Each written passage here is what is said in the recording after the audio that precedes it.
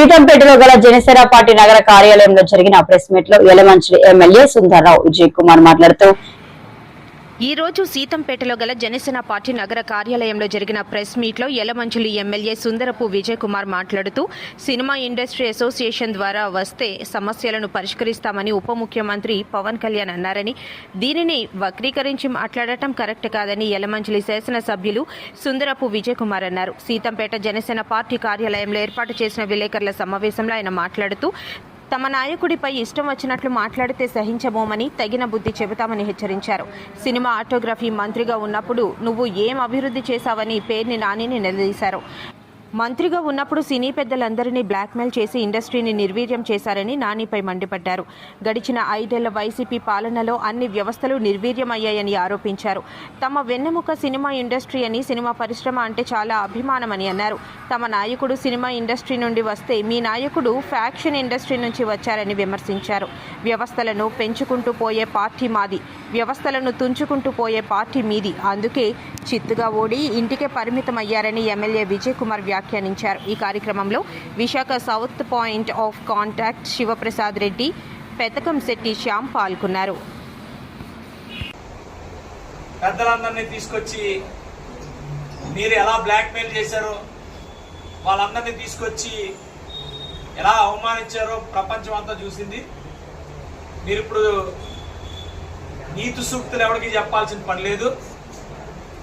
ఎందుకు పని లేదంటే చేతకానుడు మంత్రిగా ఏం చేశాడు అనేది ఆ రోజు మీరు మంత్రిగా ఉన్నప్పుడు అందరికీ తెలుసు. ఈరోజు పవన్ కళ్యాణ్ గారి గురించి మీరు బయటకు వచ్చి మాట్లాడాల్సిన పని కూడా లేదు.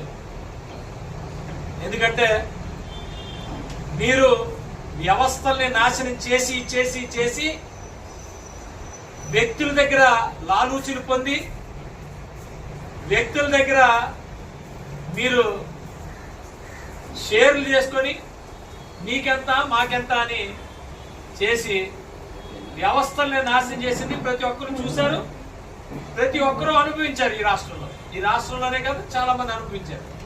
మీరు ఇప్పుడు వచ్చి మీరు నీతి సూక్తులు చెప్పొద్దు. మీ నాయకుడు ఎంత సూపరో అందరికీ తెలిసినవే. మీరు ఏ రోజు పనిచేయలే. నన్నేమన్నారు మీరు?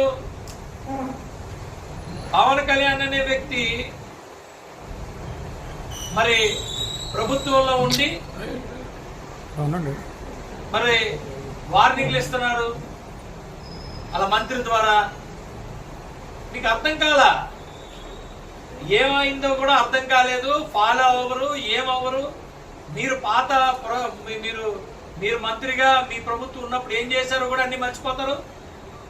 పవన్ కళ్యాణ్ గారు చాలా క్లారిటీగా వ్యవస్థ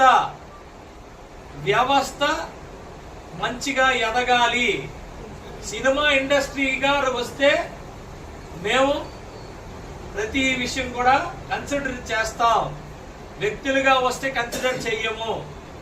మీరందరూ కూడా ఒక అసోసియేషన్ గా ఉన్నారు. ఆ అసోసియేషన్ ద్వారా మీ సమస్యలన్నీ క్లియర్ చేసుకోవాల్సిన బాధ్యత మీకుంది. అసోసియేషన్ ద్వారా అప్రోచ్ అవ్వాల్సిన పరిస్థితి మీకుంది.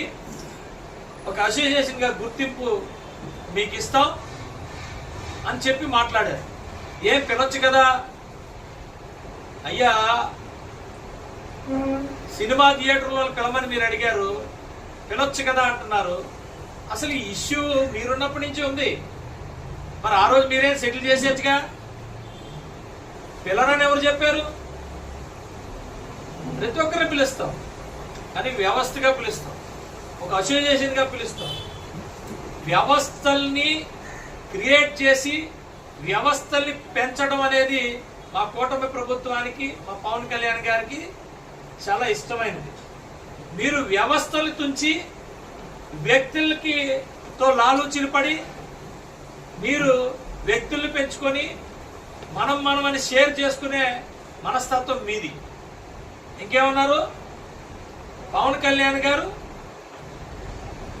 సంపాదన వాస్తవానికి పవన్ కళ్యాణ్ గారు మీలా కాదు. మా బ్యాక్గ్రౌండ్ సినిమా ఇండస్ట్రీ అనేది మాకు తల్లి లాంటిది.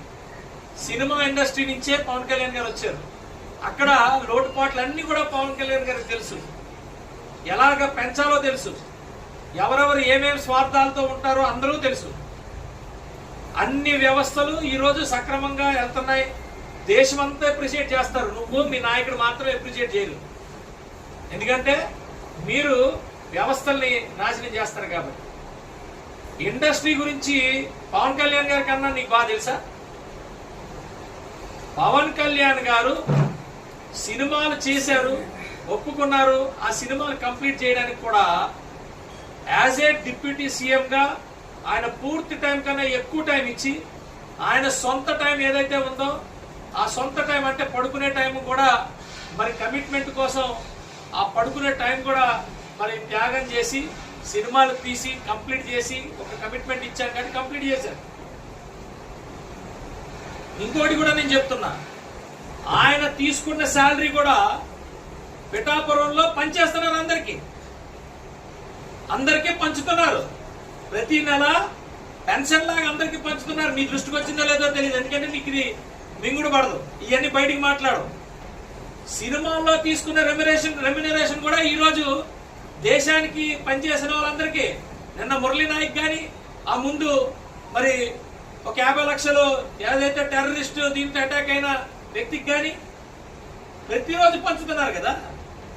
మీలాగా అత్తారింటికి దారేదన్నట్టు ఇప్పుడు ఎలాగ బయటికి తీశారు కదా.